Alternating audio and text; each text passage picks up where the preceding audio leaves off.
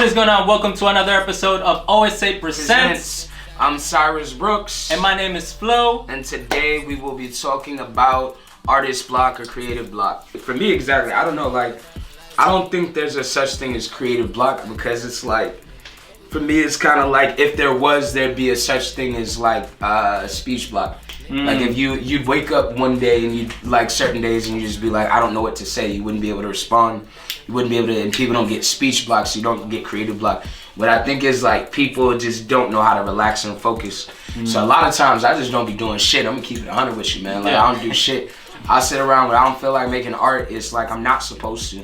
You can't force it out. You know what I'm saying? If it's your job or you work with clients, you do commission work. That's one thing you might have to manage your time and make enough space for you to have block. No, I agree, but also we can argue and say when you can't bring things out of you creatively and you start watching TV, it's kind of like the same thing. It's kind of like being blocked. So what happens is that instead of creating, now you're doing something else. So maybe you're tired of creating. You know, that could be the block itself that is working. You're just exhausted. So I guess it depends on the words that we're using. You know what I mean? Creative block may not be what you call it, but maybe you're just tired and you need a break from creating.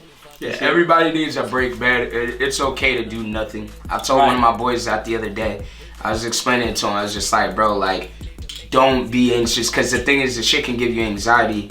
So it's I'll get anxious if I get creative block because I have to get a project done.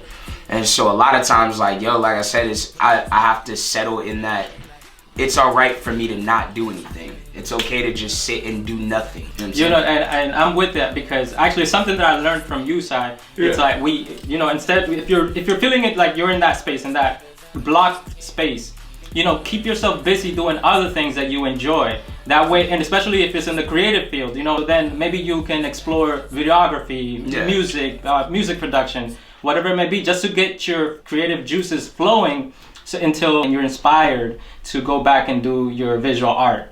You see? Keeping busy, going to the bookstore, something that I took from you, going to the bookstore and exploring all the time. bunch of photography magazines, and we're not even photographers, you know what I mean? No, we didn't buy shit. We didn't. I know they wanted to kill me. Barnes and Noble. Shit out of Shout out Barnes to them. Shout out B, because we be in that bitch for hours getting stared at by old white women, middle-aged white women. You gonna buy something? With those glasses with the hooks on the back with the string. And they come around with them glasses on looking at us and, are you buying anything? No, I'm not. I'm reading this whole shit. You used to sit there and read and just do stuff to get inspired. If you can't put out your art right now, don't sweat it, relax, try something new, So I think that we should call our friend Nico. Maybe ask him what he thinks. Yeah, I'll be doing. Hit Nico up. Sure.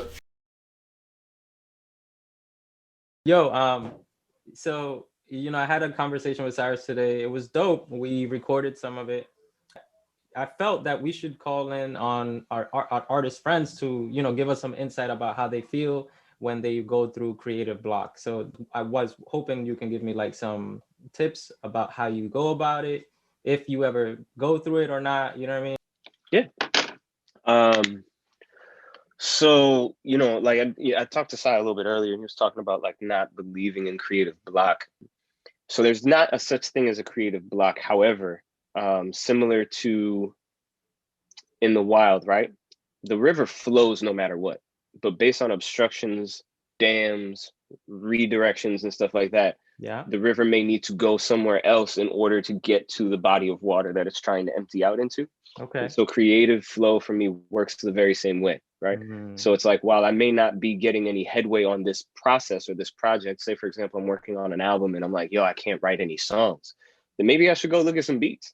You know what I'm saying? And just keep but to be creative, in my personal, this is my personal philosophy, to be creative, to create is to be human, in the same way that to be a cat means that you meow, right?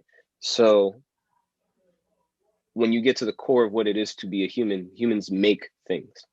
They manifest their imagined reality, and that's something that no other creature on this planet can do that we're aware of. Right. I love that analogy you made. You connected it to a dam, where it's you have the flow, the creative flow is going through its path, but then you know, sometimes maybe some udders came made of dam. You know what I mean? Like Yeah.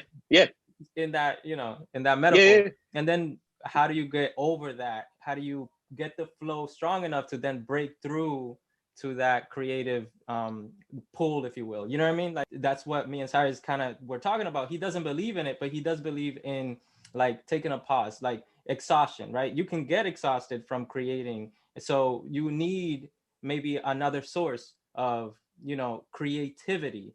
So you can Mm-hmm. explore photography if you're a rapper, and maybe you have a camera. I don't know. You can do it on your phone and just Mm-hmm. play around with that.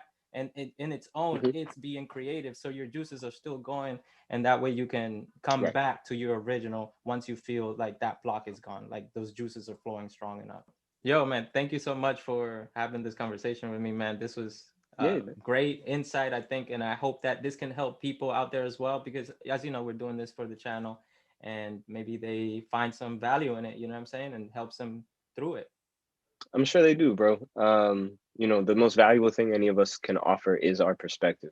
And a lot of times we undervalue that. So when it comes to like, especially this whole social media thing, Mm-hmm. the worst thing that you can do is keep your perspective to yourself. It's always going to help somebody.